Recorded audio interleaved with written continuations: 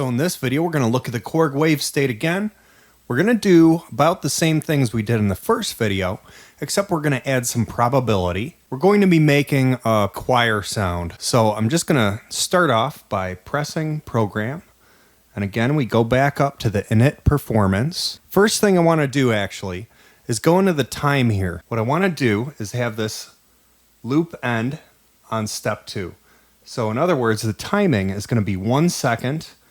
And then I'm going to change the timing on the second step. We'll make that about 0.5 seconds.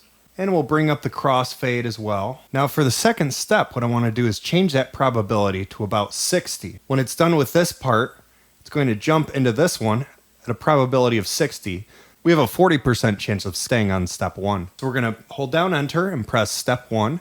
We see that it's blinking. That means we can just solo that step. So we want to turn the knob, hold down Shift, press right, because I want to go straight down to vocal.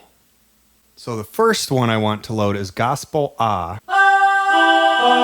So I loaded that one in. Now I want to go to step 2 here, and I want to add another choir. So we're going to turn the knob, Shift, right arrow, category. We're going to go back down to vocal. So this one I'm going to go to choir Ooh.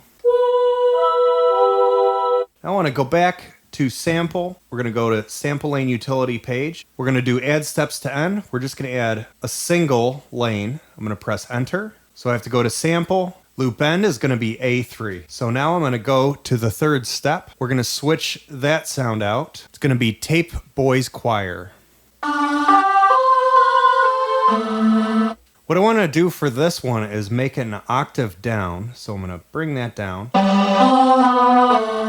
So now what we want to do is disable the soloing, hold down Enter, and then press the step, it'll stop blinking. So from here, it should be just going from step to step. We can hear the crossfade.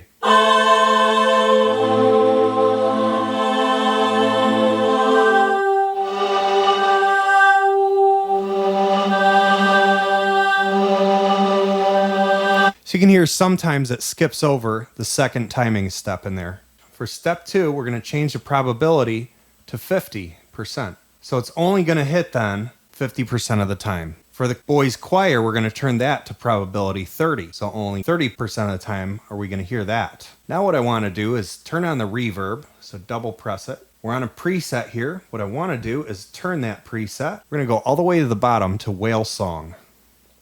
So it's going to make a pretty big sounding reverb. I'm going to just turn it up here, turn up the size and the time.